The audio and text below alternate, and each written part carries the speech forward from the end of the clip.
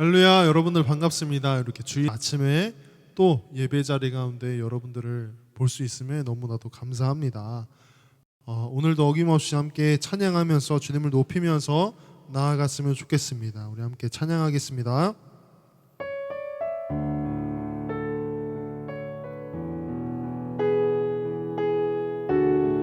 우리를 구원케 하시는 그 주님의 사랑을 찬양합니다. 주 사랑, 주 사랑, 놀라운 그 사랑,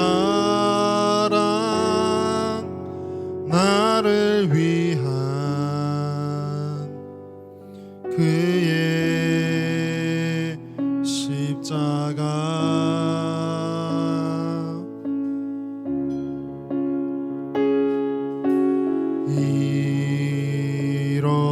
잃어버린 나를 찾아 이 땅 위에 오신 나의 예수, 놀라운 주의 사랑, 놀라운 주의 사랑, 내 맘에 가득 넘치네. 그 사랑 나를 새롭게 해. 놀라운 주의 사랑. 우리 처음부터 다시 한번 고백합니다. 주 사랑, 주 사랑, 놀라운 그 사랑, 나를 위한 그의 십자가,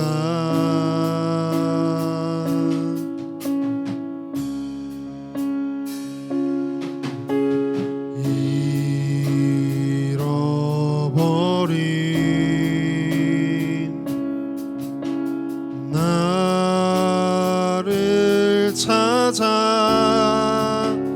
이 땅 위에 오신 나의 예수,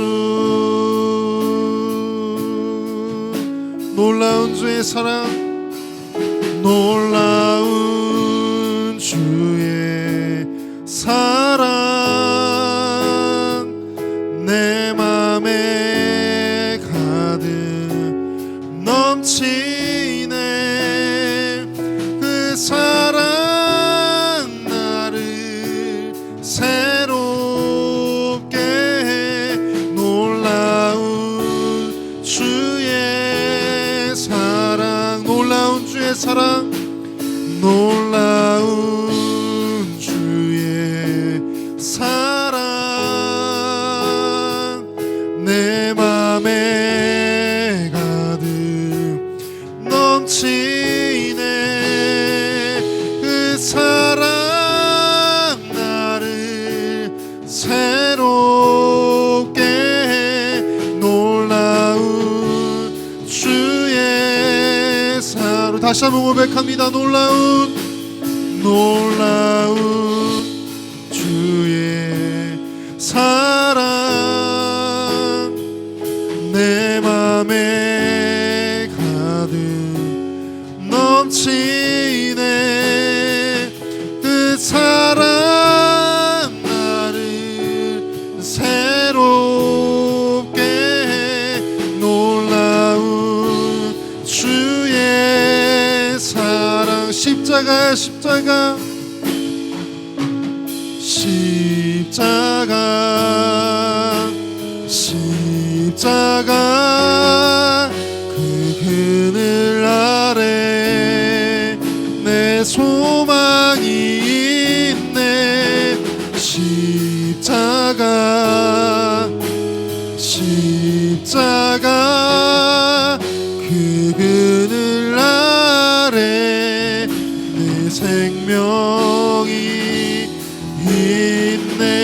십자가 십자가 십자가 그 그늘 아래 내 소망이 있네. 십자가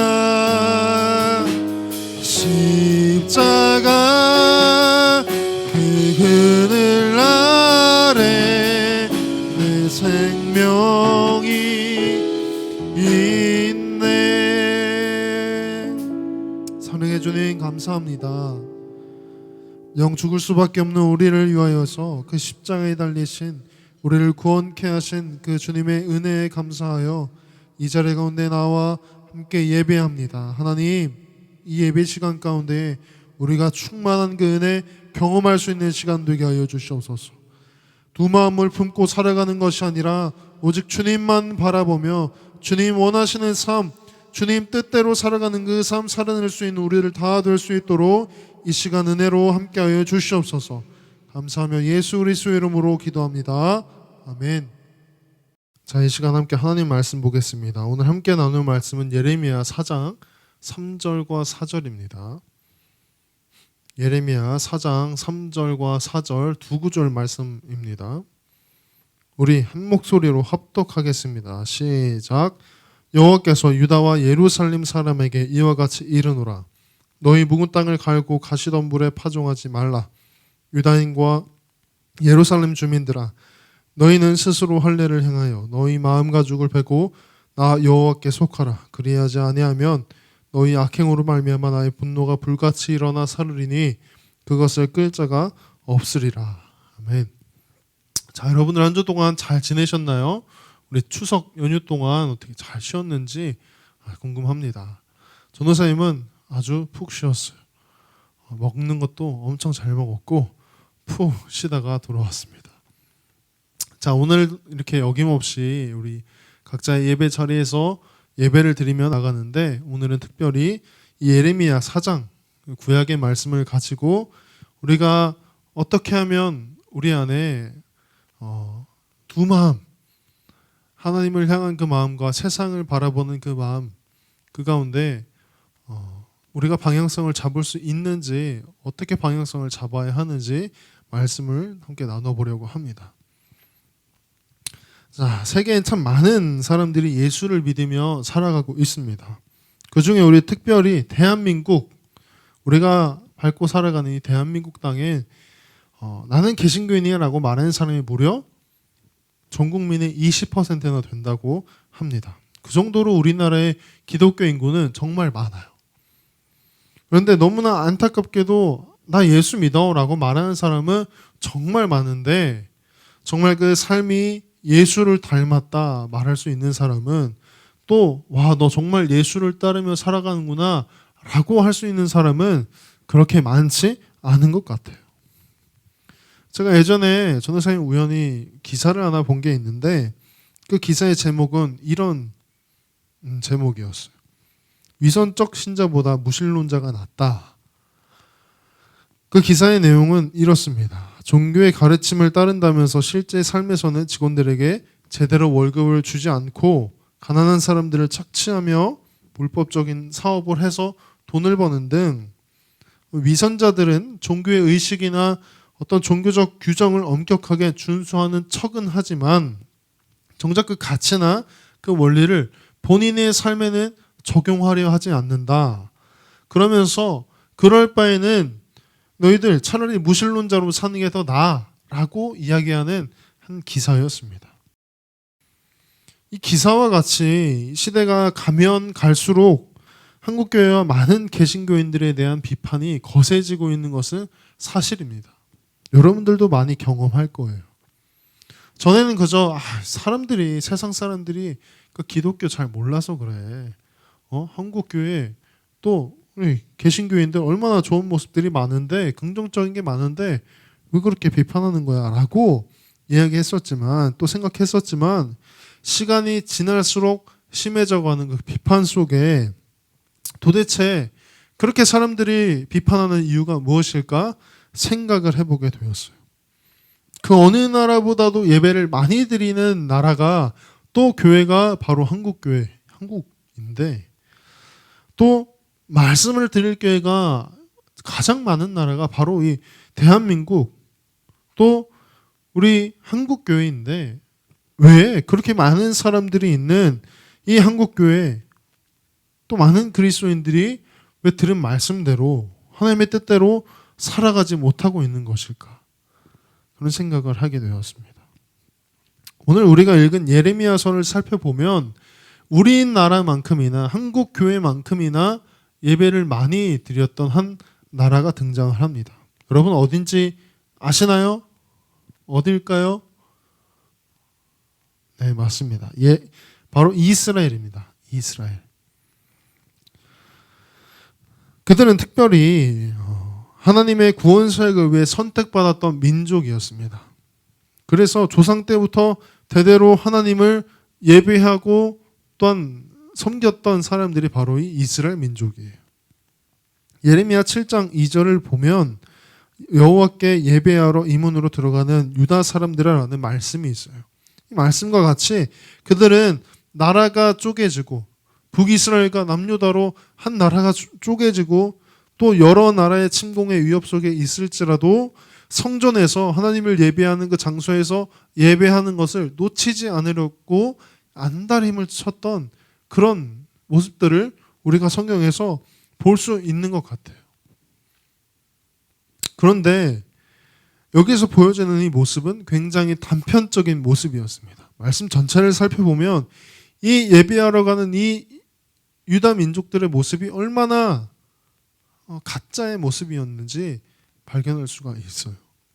당시 남유다는 여러 방식으로 온갖 이방신들을 받아들여서 전국에 신전을 세워서 그 이방신 우상들을 숭배하고 있었어요. 성전에서는 당연한 듯이 하나님을 예배합니다. 하나님 막 예배해요. 제사도 드리고. 그런데 그 성전 밖으로 나오면 어떻게 되냐? 하나님은 이제 온데간데 없습니다. 그리고 오직 자신의 유익, 자신의 만족, 나의 기쁨 될 만한 것들을 찾아서 그것을 채워줄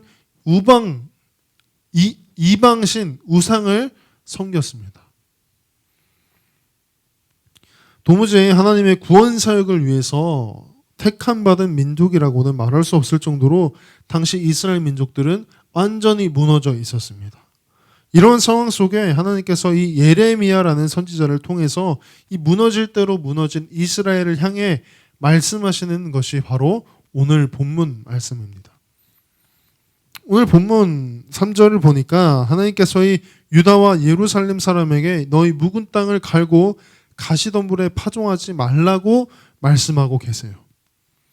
완전히 부패해버린 그들이 하나님 앞에서 가장 먼저 해야 할 일은 바로 가시덤불과 같은 그들의 마음밭을 갈아엎는 일이었어요. 여러분 가시덤불 하면 떠오르는 말씀이 하나 있을 거예요. 전도서만 떠오르지 않을 거라고 생각합니다. 가시덤불 하면 떠오르는 이야기, 우리가 너무나 잘 알고 있는 마태복음에 등장하는 예수님께서 비유로 말씀하신 마음밭 이야기. 가시덤불에 씨가 뿌려지면 어떻게 되는지 여러분을 아시고 있나요? 아시나요? 가시덤불에 씨가 뿌려지게 되면 의외로 곧잘 자랍니다. 그곳은 습기가 많은 곳에 자라고 또 그늘진 곳에 이 가시덤불이 많이 우거져 있기 때문에 그곳에 씨가 뿌려지면 곧잘 자라납니다. 그런데 그곳에 문제가 하나 있어요. 잘 자라는데 그 씨가 뿌리를 내리고 줄기가 자라고 하는데 문제는 그곳에 가시도 함께 자란다는 거예요. 그것이 바로 문제입니다. 뿌리를 내리고 줄기가 자라서 이제 열매를 맺을 때가 됐는데 그곳에 같이 자라난 가시들로 인해서 결국은 열매를 맺지 못하게 되는 게 가장 큰 문제입니다. 이와 같이 우리의 마음도 가시덤불 같다면 예수님께서 말씀하셨듯이 너희 묵은 땅을 갈고 가시덤불에 파종하지 말라. 너희 그 마음밭, 가시덤불 같은 마음밭 그 상태로 있으면 그 옷에 아무리 말씀이 뿌려주고 씨가 뿌려줘도 열매 맺지 못하게 된다는 거예요. 예수님께서 비유로 말씀하셨듯이 그 가시, 세상의 염려와 재물의 유혹이라는 그 가시가 우리가 열매를 맺지 못하게 위에서 아래에서 또 막아세웁니다. 말씀에 순종하고 헌신해야 할 그 결정적인 순간이 우리 앞에 놓여질 때 우리 마음밭이 가시덤불과 같다면 계산적인 생각이 우리 머릿속에 딱 들어서 불이 켜져서 우리가 옳은 결정, 하나님이 원하시는 결정을 내릴 수 없게 된다는 거예요. 성경은 이런 사람을 두고 어떻게 얘기하냐? 바로 두 마음을 품은 사람이라고 이야기해요. 한 발은 하나님 쪽에 놓고 나머지 한 발은 세상 쪽에 놓고. 지금 하나님께서 이 유다와 예루살렘 사람들에게 가시덤불에 파종하지 마라 라고 하시는 이 말씀은 다시 말해 너희들 두 마음 품고 살아가지 마라 라고 말씀하는 것과 같은 말씀입니다. 여러분, 우리의 삶도 동일합니다. 앞에서 이야기했던 것과 같이 정말 많은 사람들이 나 예수 믿어 라고 이야기는 하지만 말은 하지만 이 말씀에 나오는 이스라엘과 같이 두 마음을 품고 살아가기 때문에 말씀을 듣지만 또 하나님의 뜻대로 살아가겠다고 결단은 하지만 우리가 두 마음을 품고 살아감으로 인해서 하나님의 뜻대로도 살아가지 못하고 하나님께서 원하시는 삶, 더 나아가서 하나님께서 바라시는 그 온전한 열매 또한 맺지 못하는 것입니다. 우리가 아무리 예배를 드린다고 해도 아무리 많은 말씀을 듣는다고 해도 세상의 염려와 재물의 유혹이라는 그 가시가 우리 안에서 우리 마음에서 제거되지 않는다면 결코 우리는 하나님의 뜻대로 살아갈 수 없는 것입니다. 그렇기 때문에 하나님께서는 이제 그 가시덤불 너의 그 묵은 땅 그 마음을 갈아엎고 그곳에 씨를 뿌려라 라고 말씀하고 계신 거예요. 이어서 4절 말씀을 보니까 이제 하나님께서 이 유다와 예루살렘 사람들이 어떻게 마음을 기경해야 하는지 자세히 말씀해 주시고 설명해 주시고 있습니다. 우리 4절 말씀을 한 목소리로 좀 읽어보겠습니다. 우리 4장 4절 시작. 유다인과 예루살렘 주민들아 너희는 스스로 할례를 행하여 너희 마음 가죽을 베고 나 여호와께 속하라. 그리하지 아니하면 너희 악행으로 말미암아 나의 분노가 불같이 일어나 사르리니 그것을 끌 자가 없으리라. 하나님께서는 이스라엘 민족들이 가장 이해하기 쉬운 방법으로 할례를 들어서 그들에게 말씀해 주십니다. 여러분 할례가 무엇인지 잘 아시나요? 주일학교를 다니면서 수도 없이 들었을 것 같은데 이 할례는 하나님과 아브라함 곧 이스라엘 전체 사이에 체결된 언약의 증표로서의 한 가지 의식입니다. 제정된 의식이에요. 곧 이스라엘 모든 백성은 그 할례가 갖는 의미를 정확히 알고 있습니다. 이스라엘 민족 중에 이 할례가 무엇인지 그 할례가 갖는 의미를 모르는 사람이 없다는 거예요. 하나님이 이스라엘의 하나님이 되시고 그들은 특별히 선택되어 하나님의 소유된 백성으로서 오직 하나님만 예배하고 순종하겠다는 그 언약, 그 약속.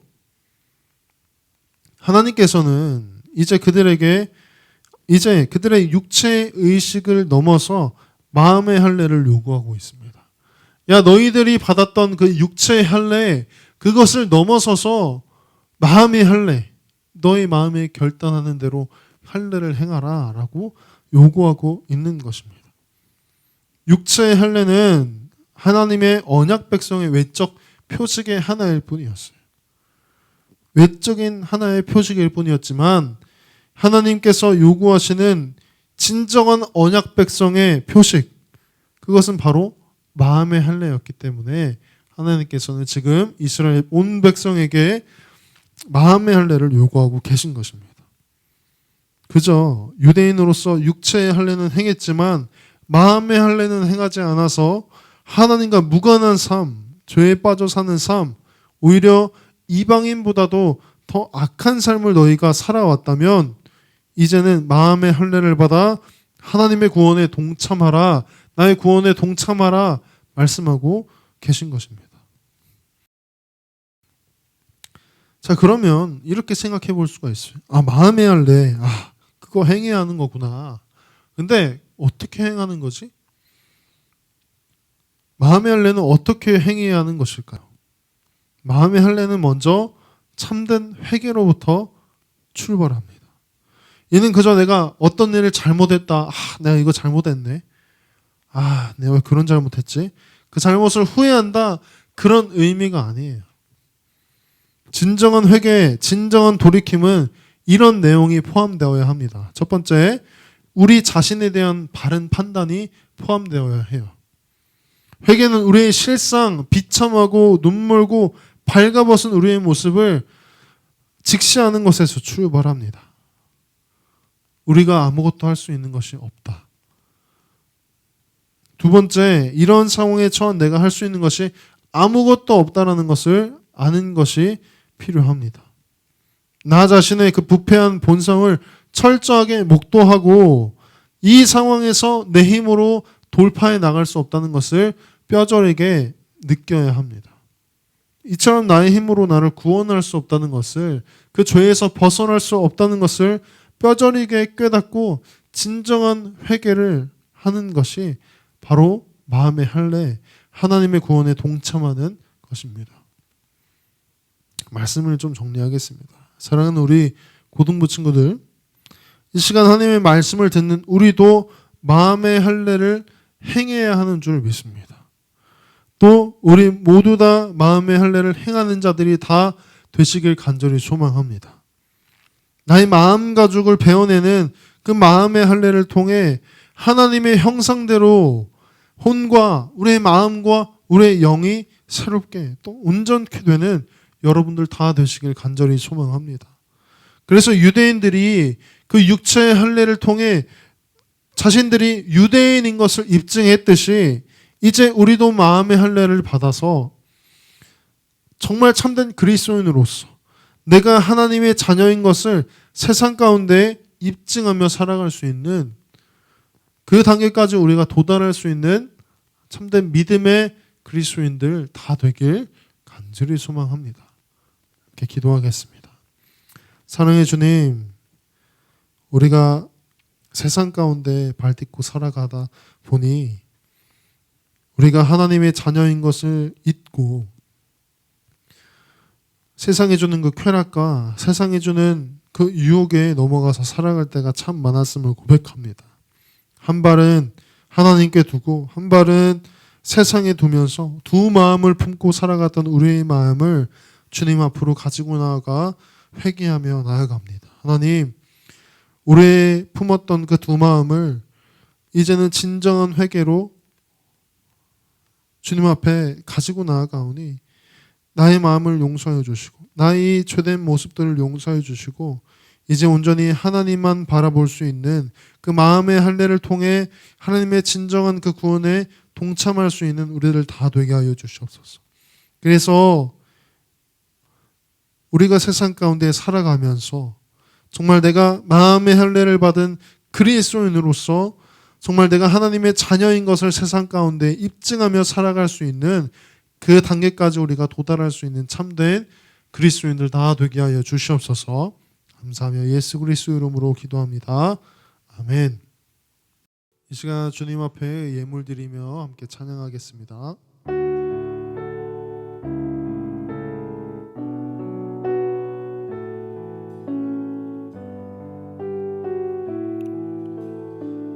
내게는 향유값 내게 있는 향유값 주께 가져와 그 발 위에 힘 맞추고 깨뜨립니다.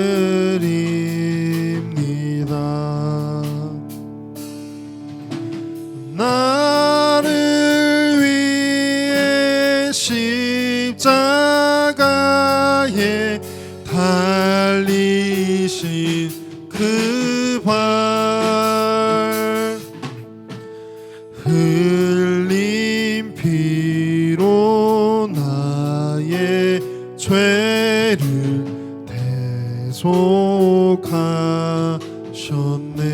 대속하셨네. 아멘. 사랑의 주님, 우리가 가진 것 중에 지극히 작은 것을 주님 앞으로 가지고 나와 예물로 드립니다. 하나님, 이 예물이 하나님 나라가 확정되는 곳에 귀하게 사용되게 하시고 또한 드린 손길을 기억하여 주시사 온전히 우리에게 더 축복하시사 우리가 날마다 세상 가운데서 하나님과 동행하는 그 축복을 늘상 누리며 살아갈 수 있는 우리를 다 되게 하여 주시옵소서. 감사하며 예수 그리스도 이름으로 기도합니다. 아멘. 이 시간 주기도문으로 모든 예배를 마치도록 하겠습니다. 너희는 이렇게 기도하라. 하늘에 계신 우리 아버지의 이름을 거룩하게 하시며 아버지의 나라가 오게 하시며 아버지의 뜻이 하늘에서와 같이 땅에서도 이루어지게 하소서.